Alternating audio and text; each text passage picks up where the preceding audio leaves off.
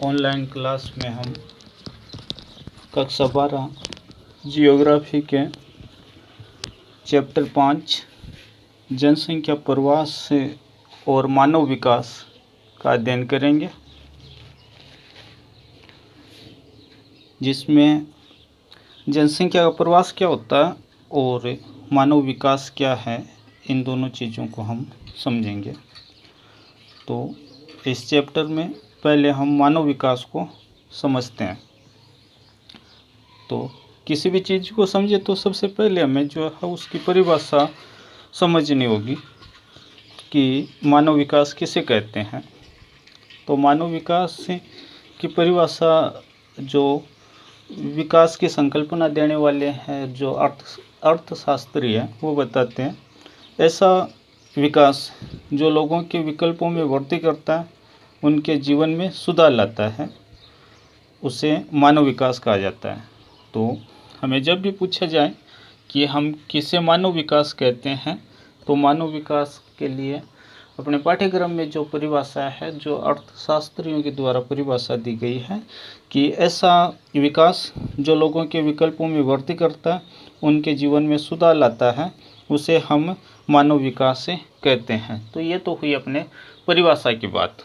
अब मानव विकास से को हम समझे, इसको जानना चाहे तो मानव विकास से जो है उसके कई पक्ष है। मतलब कि किसी एक पक्ष को लेकर जो है वो हम मानव विकास का अध्ययन जो है वो नहीं कर सकते हैं। जैसे मानव विकास का अध्ययन करें तो हमें आर्थिक पक्ष का अध्ययन करना होगा, सामाजिक पक्ष का अध्ययन करना होगा, राजनीतिक पक्ष का अध्ययन करना होगा, वहाँ के लोगों की जो है वो कैसी मानसिकता है उसका अध्ययन करना होगा, वहाँ की परिस्थिति कैसी है, वहाँ की परिस्थितियाँ कैसी है उसका अध्ययन करना होगा, और वहाँ के लोगों का में नैतिकता किस प्रकार की है, इन सारी चीज़ों का जो है वो अध्ययन किया जाता है। मतलब कि ये सारे जो है वो इसके पक्ष हैं। तो परिभाषा के तौर पर हम बता सकते हैं कि जो लोगों के विकल्पों में वृद्धि करता और उनके जीवन में सुधार लाता, उसे तो मानव विकास कहते हैं। और मानव विकास के पक्षों में हमें पूछा जाए तो आर्थिक है, सांस्कृतिक है, राजनीतिक, वहाँ का जो है वो माहौल है, लोगों की नैतिकता है, वहाँ की परिस्थिति है, इन सारी बातों का भी जो है वो मानव विकास के पक्ष हैं। अब मानव विकास से जो है वो तो आबाद है, शुरुआत से ही जो है वो जब से मानव ने जन्म लिया है तब से जो है वो मानव विकास तो हो रहा है। लेकिन आज जिस रूप में या जो आज के संदर्भ में जो है इसके जो पैरामीटर्स तय किए गए हैं, उनको तय करने वाले जो है वो कौन थे या किन अर्थशास्त्रियों ने जो है वो सबसे पहले इस मानव विकास के संदर्भ ये संकल्पना जो है इसको मजबूत करने का काम किया। तो इसमें जो है वो दो अर्थशास्त्रियों का नाम गिनाया जाता है। एक बांग्लादेश से संबंध रखते हैं, एक अपने भारत से। अमर्त्य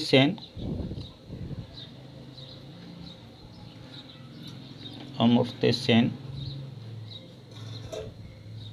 भारत से और मकबूल हक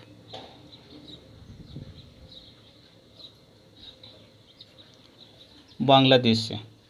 तो दो अर्थशास्त्रियों के नाम बताए जाते हैं जिन्होंने मानव विकास की जो संकल्पना है इसका प्रतिपादन किया। तो हमें जब भी पूछे कि इसके प्रतिपादक कौन है, तो अमर्त्य सेन और मकबूल हक, इन्होंने जो है वो मानव विकास की जो संकल्पना है इसका प्रतिपादन किया।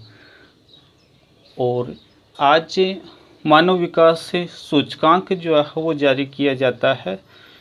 जो संयुक्त राष्ट्र संघ है उसकी शाखा UNDP के द्वारा जो है वो प्रत्येक देश का जो है वो मानव विकास सूचकांक जो है वो जारी किया जाता है। तो इस मानव विकास से सूचकांक जारी होने का वर्ष क्या रहा, सबसे पहली रिपोर्ट जो है वो SDI रिपोर्ट जिसे हम कहते हैं वो कब आई, इसकी शुरुआत कब से हुई।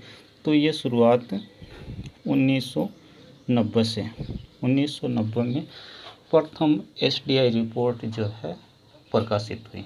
तो सबसे पहले जो मानव विकास से सूचकांक की जो रिपोर्ट तैयार हुई विश्व स्तर की, वो 1990 से मानी जाती है। अब अपने पाठ्य पुस्तक में 2 शब्दावली है जिसका अंग्रेजी और हिंदी दोनों नाम हमें पता होना चाहिए। HDI, कई बार हमें पूरा नाम भी जो है वो पूछा जाता है कि HDI का पूरा नाम बताओ। तो HDI का पूरा नाम हमें पूछे तो ये हो जाता है ह्यूमन डेवलप इंडेक्स, इसे हम कहें मानव विकास सूचकांक। तो जब ये पूछे कि HDI का पूरा नाम तो ह्यूमन डेवलप इंडेक्स, या इसी को हम कहते हैं मानव विकास सूचकांक। दूसरा, इस HDI रिपोर्ट को जारी करने वाली जो संस्था है, किस एजेंसी के द्वारा HDI रिपोर्ट जो है वो तैयार की जाती है का नाम पूछे तो हमें नाम बताना होगा UNDP के द्वारा। जब ये हमें पूछे कि ये मानव विकास सूचकांक किसके द्वारा जारी किया जाता है तो UNO की एजेंसी या उसके घटक के रूप में काम करने वाले UNDP के द्वारा जो है वो मानव विकास रिपोर्ट जो है वो तैयार की जाती है। तो एक अपना प्रश्न हुआ कि HDI रिपोर्ट किसके द्वारा तैयार की जाती है, तो HDI रिपोर्ट जो है वो UNDP के द्वारा तैयार की जाती है। दूसरा कि इस UNDP का पूरा नाम बताओ, तो यूनाइटेड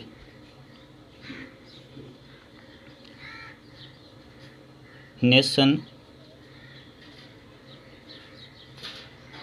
डेवलप प्रोग्राम,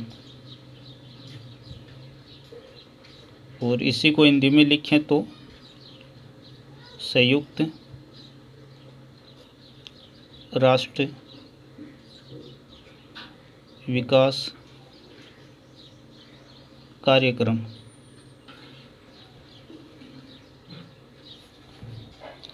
तो अपने ये दोनों बात क्लियर हो जाती है। HDI ह्यूमन डेवलप इंडेक्स मानव विकास सूचकांक जिसको जारी करता है UNDP का पूरा नाम यूनाइटेड नेशन डेवलप प्रोग्राम, और हिंदी में इसका नाम पूछा जाए तो संयुक्त राष्ट्र विकास कार्यक्रम।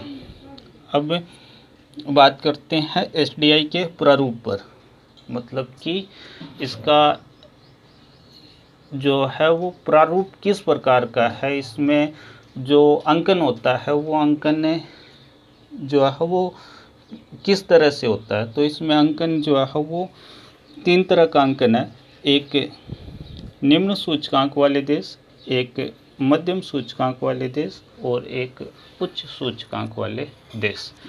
तो किस आधार पर ये निम्न की श्रेणी में गिनते हैं, किस आधार पर मध्यम में गिना जाता है कोई देश, और किस आधार पर उच्च विकास के देशों में जो है वो गिना जाता है, इसके लिए अंकन की प्रक्रिया है।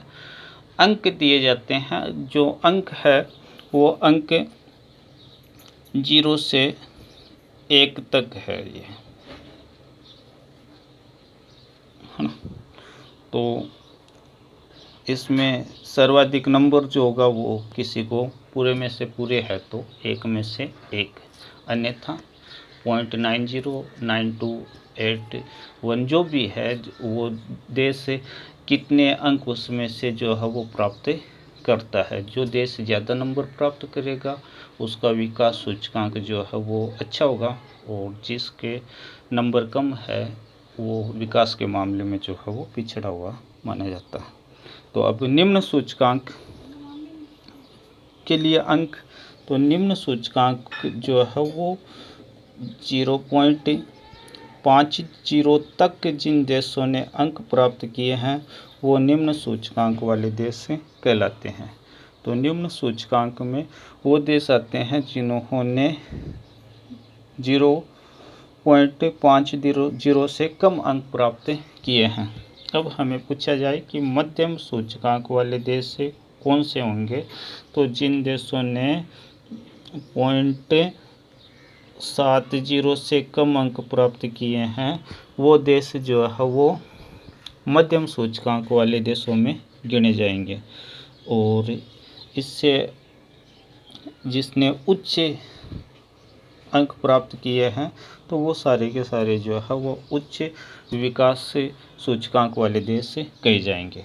तो एक अपना निम्न सूचकांक वाले देश, एक मध्यम सूचकांक वाले देश और एक उच्च सूचकांक वाले देश। तो उच्च सूचकांक वाले देशों में हम छवि बनाना चाहें कि कौन कौन से देश से आएंगे, तो वो देश जहाँ पर विकास जो है वो तेज गति के साथ हो रहा है, जहाँ जो है वो मानव के पास जो है वो संसाधन जो है वो अधिक है और उसके पास जो है वो जीवन के अनुकूल अवसर है, तो वो सारे देश जो है वो उच्च विकास सूचकांक वाले देशों में गिने जाते हैं। तो इसमें यूरोप के पश्चिमी जो देश हैं वो उच्च विकास सूचकांक में आते हैं और ऑस्ट्रेलिया जो देश है वो उच्च विकास सूचकांक वाले देशों में गिना जाता है। और जिसे हम उत्तरी अमेरिका महाद्वीप कहते हैं, उस महाद्वीप के ज़्यादातर देश जो है इस श्रेणी में जो है वो गिने जाते हैं। और निम्न सूचकांक वाले देशों में अफ्रीकी देश और एशियाई देश जो है वो गिने जाते हैं। और मध्यम सूचकांक वाले देशों में वो देश जो अभी विकास की राह पर प्रशस्त है, ऐसे देश जो है वो मध्यम सूचकांक वाले देशों में गिने जाते हैं, जिसमें एशिया के विकासशील देश जो है वो शामिल होते हैं। तो एक हम छवि बनाना चाहें कि कौन कौन से देश उच्च विकास सूचकांक में आएंगे, कौन से जो है वो मध्यम सूचकांक वाले देशों में आएंगे और कौन से जो है वो निम्न सूचकांक वाले देशों में आएंगे। तो जहाँ विकास की प्रक्रिया जो है वो तेज है, जहाँ पर संसाधन जो है वो पर्याप्त है, लोगों को जीने के जो है वो अनुकूल अवसर ज़्यादा है, वो उच्च विकास सूचकांक में आएंगे। और जहाँ इसके प्रतिकूल स्थिति है वो निम्न सूचकांक में आएंगे।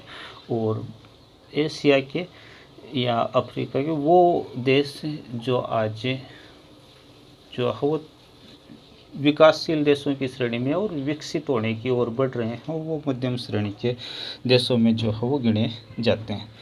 अब तथ्यात्मक प्रश्न कि इस सूचकांक में प्रथम स्थान पर जो है वो कौन सा देश है। तो काफ़ी लंबे समय से जो है वो इस इंडेक्स में नॉर्वे देश जो है यूरोप महाद्वीप का, वो प्रथम स्थान पर जो है वो काबिज है। तो जब भी पूछा जाए कि एसडीआई रिपोर्ट में प्रथम स्थान पर जो है वो कौन सा देश है, तो एसडीआई रिपोर्ट में नॉर्वे देश जो है वो प्रथम स्थान पर है। और यूएनडीपी की रिपोर्ट जो है वो प्रतिवर्ष तैयार की जाती है। प्रतिवर्ष तैयार होने का मतलब कि पिछली रिपोर्ट 2019 में जारी की गई, तो अब 2020 की रिपोर्ट जारी की जाएगी। उससे पहले जो है वो 2018 की।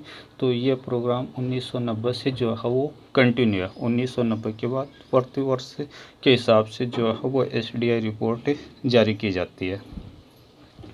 और भारत का स्थान इस रिपोर्ट में पूछें तो पाठ्य पुस्तक 2013 के आधार पर बताती है 138वां स्थान, और जबकि 2019 की रिपोर्ट के अनुसार भारत का स्थान इस रिपोर्ट में आता है 129वां।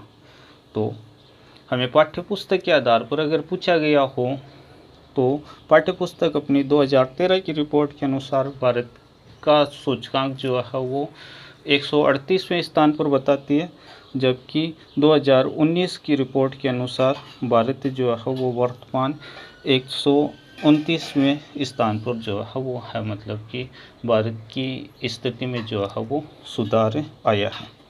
अब जो मानव विकास सूचकांक के लिए जो अर्थशास्त्रियों ने तय किए हैं उसके आधार पर विश्व के विभिन्न देश भी जो है वो अपनी मानव विकास रिपोर्ट जो है वो तैयार करते हैं। तो भारत भी जो है वो अपनी मानव विकास रिपोर्ट तैयार करता है। और भारत की मानव विकास रिपोर्ट में हमें पूछा जाए कि प्रथम 3 स्थानों पर जो है वो कौन कौन से राज्य हैं, तो उन राज्यों में प्रथम स्थान पर केरल, दूसरे स्थान पर दिल्ली और तीसरे स्थान पर हिमाचल प्रदेश है। और एक बात अपनी ये रहती है कि ये जो संकल्पना आई मानव विकास सूचकांक की अमर्त्य सेन और मकबूल हक द्वारा, इससे पहले जो है वो मानव विकास की जो रिपोर्ट तैयार की जाती है या मानव विकास किस देश का कितना देखा जाता, तो उसमें जो है वो आर्थिक पक्ष का ज़्यादा ध्यान दिया जाता था, जबकि इन दोनों अर्थशास्त्रियों ने जो है बताया कि किसी भी देश के विकास के लिए सिर्फ अर्थ ही महत्वपूर्ण नहीं होता है, आर्थिक क्रिया के साथ वहाँ की चिकित्सा व्यवस्था किस प्रकार की है, वहाँ की शिक्षा व्यवस्था किस प्रकार की है, वहाँ की अन्य परिस्थितियाँ और वहाँ के लोगों का आचरण जो है वो किस प्रकार का है, इन सारी बातों की चर्चा जो है वो हमें मानव विकास रिपोर्ट में करनी चाहिए। इसका मतलब कि आज के समय हमें पूछे तो आज के समय जो है वो आर्थिक पक्ष को तो मानव विकास में शामिल किया ही जाता है, उसके साथ शिक्षा है, चिकित्सा है, अन्य आधारभूत सुविधा है, वहाँ के लोगों का आचरण है, वहाँ की परिस्थितियाँ हैं, इन सारी बातों को भी जो है वो शामिल किया जाता है। जैसे हम केरल की रिपोर्ट को देखें तो केरल पंजाब के मामले में आर्थिक रूप से जो है वो कमज़ोर है, लेकिन वहाँ अन्य जो बातें जैसे शिक्षा है, रोजगार है और वहाँ की अन्य आधारभूत जो ढांचा होना चाहिए, वो आधारभूत ढांचा पंजाब के मुकाबले केरल का जो है वो स्ट्रॉन्ग है, जिसके कारण जो है वो केरल को इस रिपोर्ट में जो है वो प्रथम स्थान दिया जाता है। तो हमें इस बात का भी जो है वो ध्यान रखना होगा कि विकास रिपोर्ट में न केवल आर्थिक पक्ष का बल्कि इन जो और आपको पक्ष बताएं, इन सारे पक्षों का भी जो है वो अध्ययन किया जाता है। तो आज हमने बात की मानव विकास पर, और मानव विकास पर अपनी पाठ्य पुस्तक में जो बातें शामिल थी उन बातों का हमने जो है वो अध्ययन किया। अब इसमें जो है वो ये बात भी रह जाती है अपने कि विश्व के कौन कौन से देश हैं। जैसे अपने एक पर्सन बोर्ड का पूछा गया कि यूरोपीय देशों में 2 उच्च विकास सूचकांक वाले देशों का नाम बताइए, या एशियाई देशों में कोई मध्यम सूचकांक वाले देशों का नाम बताइए, या अफ्रीका के देशों को देकर वो पूछता है कि इनमें निम्न सूचकांक वाले देशों का नाम बताइए। तो अफ्रीका के ज़्यादातर देश जो है वो निम्न सूचकांक में, जैसे चाड, नाइजीरिया, सूडान। एशिया में मध्यम सूचकांक में अपने भारत, श्रीलंका,